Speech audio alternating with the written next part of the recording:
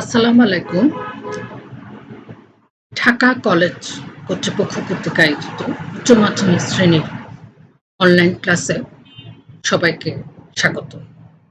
সঙ্গে আছি আমি সাবিনা তাসমিন, সহকারী অধ্যাপক, ব্যবস্থাপনা বিভাগ, ঢাকা কলেজ।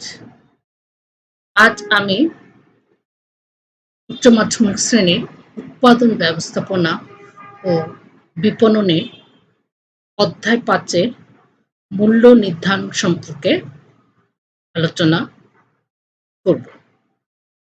প্রিয় শিক্ষার্থী, কেমন আছো তোমরা? আশা করছি ভালো আছো। তোমরা ভালো থাকলেও আমি তেমন ভালো নেই। আর ভালো না থাকার কারণটা জানাচ্ছি। আমার আওতাধীন ৩০ জন স্টুডেন্ট আছে এবং ভাগ্যক্রমে সবাই কমার্সের। আমি মোটামুটি তোমাদের সবাইকেই ফোন করেছি এবং অনলাইন ক্লাস সম্পর্কে জিজ্ঞেস করেছি, কিন্তু উত্তরটা আমার মনোপুত হয়নি, কারণ বেশিরভাগ স্টুডেন্টই কোন ক্লাস হচ্ছে, কোন স্যার ক্লাস নিচ্ছে, স্যার ক্লাসে কি পড়াচ্ছেন, তার কোনো সন্তোষজনক উত্তর দিতে পারোনি। আমি গত ১৫ তারিখে তোমাদের উৎপাদন ব্যবস্থাপনা বিপণনের পণ্য সম্পর্কে একটি ক্লাস নিয়েছিলাম। সে ক্লাসেরও আমি কোনো রেসপন্স পাইনি, কোনো কোশ্চেন পাইনি। বিশেষ করে আমি জিসানের কাছে আশা করেছিলাম তুমি ক্লাস অবশ্যই করবে এবং আমাকে কোনো প্রশ্ন থাকলে জানাবে। আমি অভিভাবকদের সহযোগিতা কামনা করছি, সাথে সাথে নিবিড় কমিটিরও দৃষ্টি আকর্ষণ করছি। প্রিয় শিক্ষার্থী, যেহেতু তোমরা বেশিরভাগ স্টুডেন্টই গত ক্লাসটি করনি, গত ক্লাস সম্পর্কে আমি একটু বলছি। গত ক্লাসে আমরা পণ্য সম্পর্কে পড়েছিলাম। পণ্য কাকে বলে, বিপণনের দৃষ্টিতে পণ্য কাকে বলে, পণ্যের বৈশিষ্ট্য, পণ্যের শ্রেণীবিভাগ এই সম্পর্কে আলোচনা করেছিলাম। আজ আমরা একটি পণ্যের মূল্য কিভাবে নির্ধারিত হয় সে সম্পর্কে কিছুটা আলোচনা করব এবং এই আলোচনার মাধ্যমে তোমরা জানতে পারবে মূল্য কি, মূল্য নির্ধারণের উদ্দেশ্য কি, মূল্য নির্ধারণের প্রভাব বিস্তারকারী উপাদানগুলো কি কি, এবং শেষে তোমরা জানতে পারবে কি কি উপায়ে মূল্য নির্ধারিত হয়। প্রথমে আমরা মূল্য কি সে সম্পর্কে জানবো এবং এই সম্পর্কে জানার আগে কিছু গল্প বলবো। এই গল্পগুলো তোমাদের সবার জানা, তোমরা শুনেছ।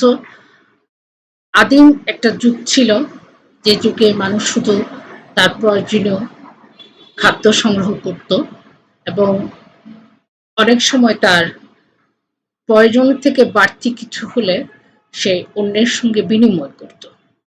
এই প্রথাটি অনেকদিন যাবৎ চলছিল, কিন্তু পরবর্তীতে দেখা গেল এই প্রথায় কিছু অসুবিধা আছে। দেখা গেছে আমার যে জিনিসটি দরকার আর অন্য পক্ষ যে জিনিসটি বিনিময় করতে চাচ্ছে, এই দুটি জিনিসের চাহিদা একটা।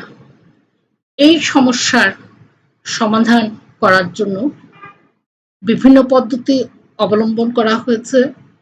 আগে একসময় কড়ি দিয়ে বিনিময় প্রথা হতো এবং সর্বশেষ অর্থ দিয়ে পণ্যের মূল্য নির্ধারিত হয় এবং বিনিময় প্রথার মাধ্যম হিসেবে এটি এখনো পর্যন্ত সর্বোৎকৃষ্ট প্রথা হিসাবে টিকে আছে।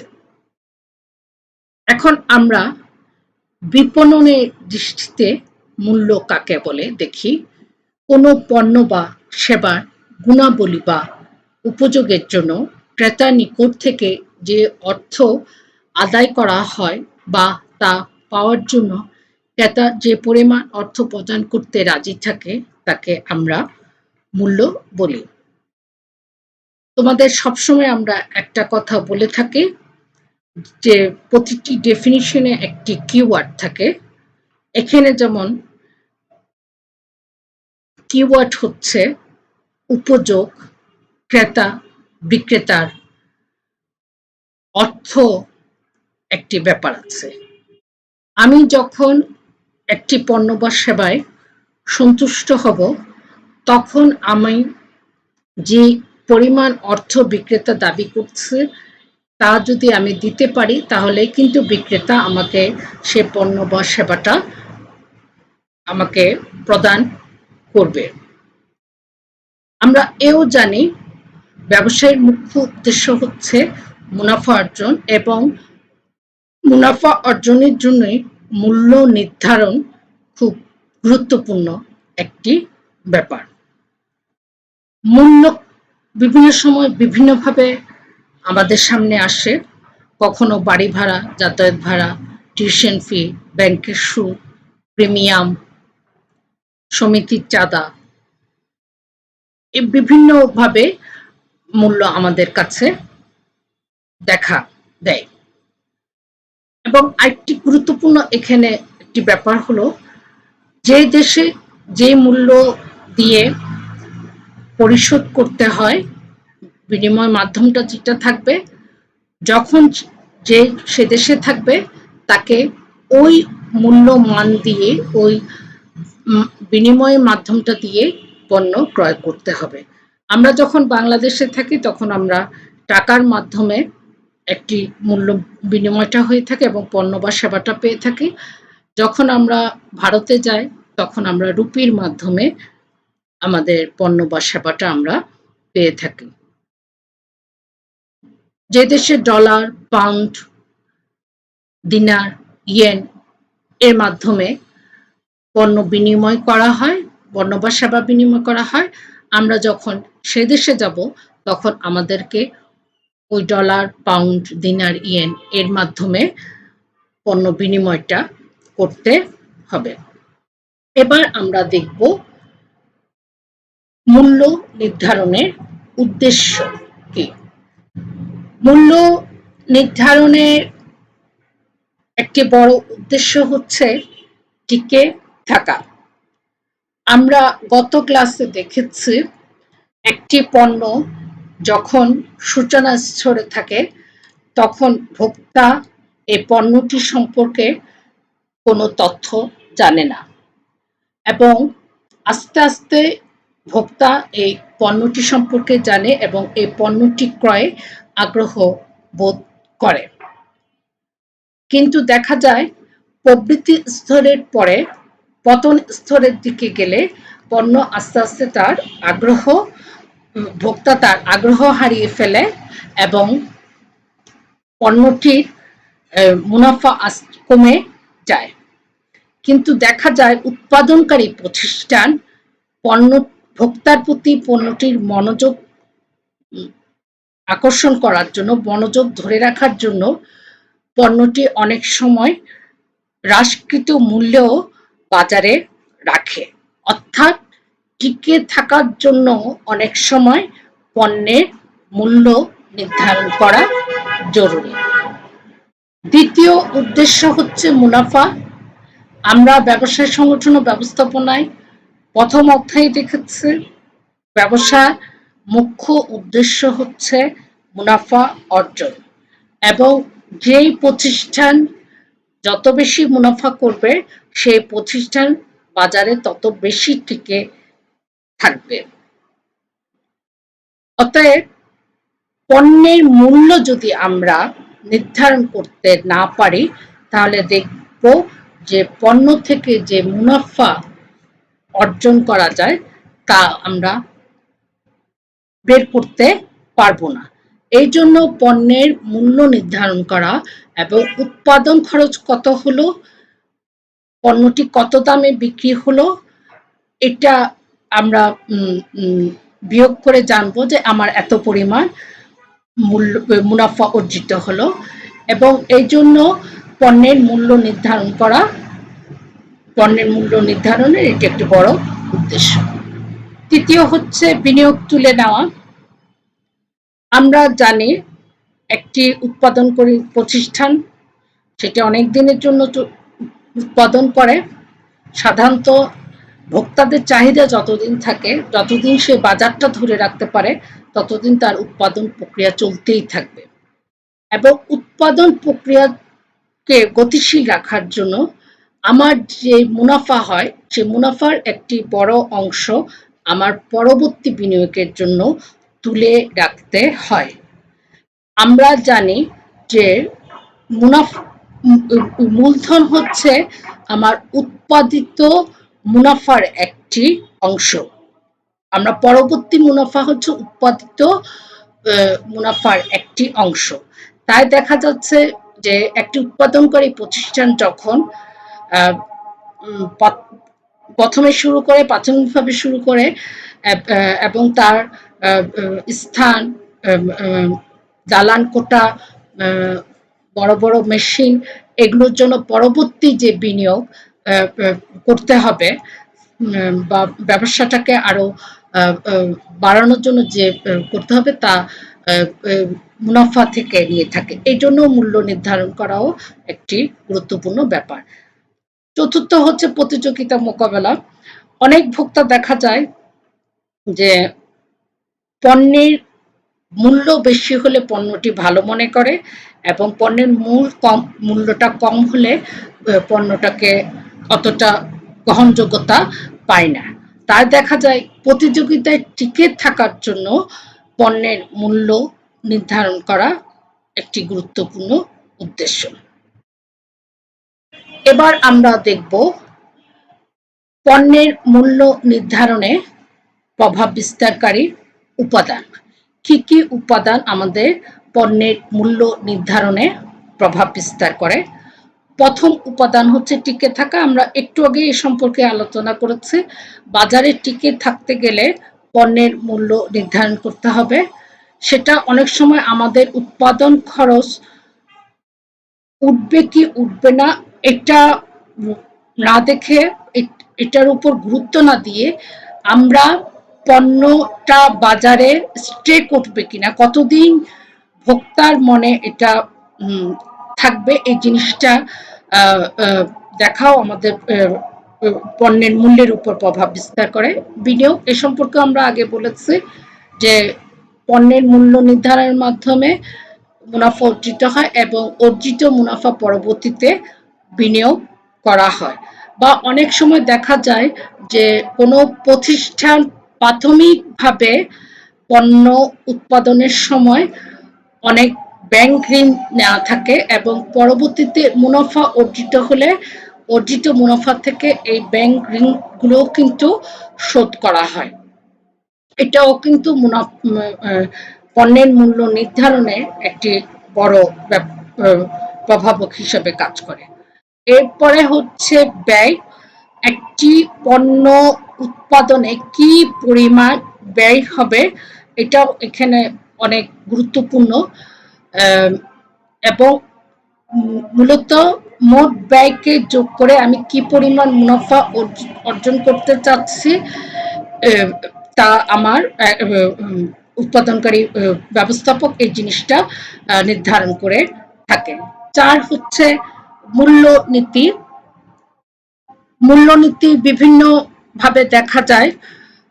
তোমরা এখন একটা জিনিস দেখছো যে বর্তমানে করোনার সময়ে আমরা সাধারণত আমাদের মৌলিক জিনিসগুলো কিনছি এবং এবার ঈদে ব্যবসা উৎপাদনকারী প্রতিষ্ঠান যে পরিমাণ মুনাফা করবে মনে করছিল, সে পরিমাণ মুনাফা করতে পারেনি। কারণ ভোক্তা এবার তার মৌলিক জিনিসগুলোর প্রতি বেশি নজর দিয়েছে, অন্য জিনিসগুলোর প্রতি ব্যাপারটা এত নজর দেয়নি। তো এজন্য দেখা গেছে যে বর্তমানে করোনাকালীন সময়ে একটি পণ্যের মূল্য কিরকম রাখবে একজন ব্যবসায়ী। আমরা বারবার বলি যে ব্যবস্থাপনা হচ্ছে সমাজের একটি অংশ।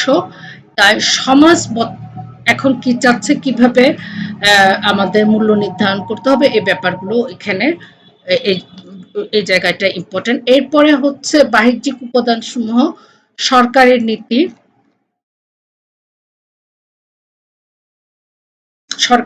এবং আনুষঙ্গিক জিনিসগুলো, আয়কর, ভ্যাট, এই জায়গাগুলো এখানে ইম্পর্টেন্ট, যে সরকার কিভাবে একটি জিনিস চাচ্ছে, সামাজিক দায়বদ্ধতা, এখানেও এই জিনিসগুলো, এই জায়গাটা ইম্পর্টেন্ট। এবার আমরা নিয়ে নিব একটা ব্রেক। আমার স্টুডেন্টদের একটা বড় অভিযোগ হচ্ছে আমাদের কলেজ কর্তৃপক্ষ তাদের চুল বড় করতে দেয় না। তোমরা প্রায় 3 মাসের মতো ছুটি পেয়েছো, তোমাদের চুল কি ভদ্রলোকের মতো এতখানি বড় হয়েছে? কলাবেনি করতে পারছো? আরেকটা ছবি দেখায়, আরেকটা ছবি দেখছি যে এই ভদ্রলোকের চুল এত বড় হচ্ছে যে সবজি বিক্রেতা তাকে ম্যাডাম বলে সম্বোধন করছে। তোমাদের যাদের এটা করোনাকে পজিটিভ হিসেবে নিয়ে এখন চুল কিন্তু বড় করতে পারো। এখন আলতাফ স্যার, সানি স্যার কিন্তু মাথায় হাত দিয়ে দেখছে না চুল বড় হয়েছে কিনা। আচ্ছা ঠিক আছে, এবার আমরা আবার পড়ায় ফিরে আসি। এখন আমরা দেখব যে মূল্য নির্ধারণের পদ্ধতিগুলো কি কি। এখানে আমরা 3টা পদ্ধতি দেখতে পাচ্ছি। একটি হচ্ছে ব্যয়যোগ্য মূল্য, একটি হচ্ছে ভারসাম্য মূল্য, একটি হচ্ছে নিয়ন্ত্রণাধীন মূল্য। ব্যয়যোগ্য মূল্যটা খুব সহজ। একটি উৎপাদনকারী প্রতিষ্ঠান মোট যে উৎপাদন করে মোট ব্যয় দিয়ে একক প্রতি ব্যয়টা বের করে, এবং একক প্রতি ব্যয়ের সঙ্গে আমি যে মুনাফাটা চাচ্ছি সেই মুনাফাটাকে যোগ করে আমি পণ্যের মূল্য নির্ধারণ করব। এটাই সাধারণত সবচেয়ে বেশি করা হয়। অনেক প্রতিষ্ঠান দেখা যায় যখনই একটি পণ্য বাজারে প্রথম ছাড়ে তখন দেখা যায় যে পণ্যের মূল্য একটু বেশি রেখে প্রথমে বেশি মুনাফা করে এবং পরবর্তীতে তা বাজারে ভোক্তার কাছে গ্রহণযোগ্য হলে তাকে পণ্যের মূল্যটা একটু কম রেখে মুনাফা কম অর্জন করার নীতি গ্রহণ করে। সেকেন্ড হচ্ছে ভারসাম্য মূল্য। এটা সাধারণত ব্রেক ইভেন পয়েন্টের আলোকে করা হয়। এখানে দেখা যায় উৎপাদনের ব্যয় এবং পণ্যের মূল্য অনেক কাছাকাছি থাকে। এই পদ্ধতিটা সাধারণত খুব একটা বেশি গ্রহণযোগ্য না, কারণ উৎপাদনকারী প্রতিষ্ঠানের মুখ্য উদ্দেশ্য হচ্ছে পণ্য মুনাফা অর্জন করা। সেই দৃষ্টিকোণ থেকে যদি আমি মুনাফা অর্জন করতে না পারি তাহলে দেখা যাচ্ছে যে আমি পরবর্তী উৎপাদনের দিকে আর যেতে পারবো না। কিন্তু অনেক সময় কিছু কিছু অবস্থায় পরিপ্রেক্ষিতে দেখা যায় পণ্যের মূল উৎপাদন ব্যয় এবং পণ্যের মূল্য দুটা খুব কাছাকাছি থাকে। এখন যেমন করোনার একটি সময় এবং ব্যবস্থাপনা যেহেতু সমাজেরই একটি অংশ, সামাজিক একটা দায়বদ্ধতা আছে, এজন্য দেখা যাচ্ছে যে অনেক জিনিসের মূল্য আমার আগে যেটা থেকে কিনতাম, যে মূল্যে কিনতাম সে মূল্য থেকে কম। বা অনেক সময় দেখা গেছে যে ঘূর্ণিঝড়, জলোচ্ছ্বাস যখন হয় তখনও দেখা যায় যে সরকারি উৎপাদনকারী প্রতিষ্ঠানকে নির্দেশ দেয় যে পণ্যের মূল্যটা একটু কম রাখার জন্য। এখানে সরকারি নীতি অবলম্বন করে কাজটা করা হয়। এরপরে হচ্ছে নিয়ন্ত্রণাধীন মূল্য। নিয়ন্ত্রণাধীন মূল্য আমরা কতগুলো ব্র্যান্ডের জিনিস দেখি, যে ব্র্যান্ডের জিনিসগুলো সাধারণত একটি নির্দিষ্ট মূল্যে থাকে। যেমন আমরা বাটার শু কোম্পানির কথা বলতে পারি। বাটার শু কোম্পানির সাধারণত যেই মূল্যটা নির্ধারণ করে থাকে সেই মূল্যে পণ্য বিনিময় করে থাকে এবং যখন ওরা ওদের একটা আর্থিক বছরের হিসাব নিকাশ করে তখন দেখা যায় যে অনেক সময় ডিসকাউন্টে কিছু পণ্য বিক্রি করে থাকে। তোমাদের কোনো কোশ্চেন থাকলে আমাকে কমেন্ট বক্সে দিবে, আমি দেখে আমি তোমাদের জানাবো, চেষ্টা করব আমি তোমাদের প্রশ্নের উত্তর দিতে। তোমরা বাসায় থাকবে, নিরাপদে থাকবে, বাসায় থাকলে নিরাপদে থাকবে আর মাকে বিরক্ত করবে না। তোমাদের বিরুদ্ধে প্রচুর অভিযোগ আছে যে বাসায় পড়াশোনা করছো না, তোমাদের মারাই আমাকে বলেছে পড়াশোনা করছো না, গেমস খেলছো। মাকে বিরক্ত করবে না, বাসায় থাকবে, নিরাপদে থাকবে, পড়াশোনা করবে।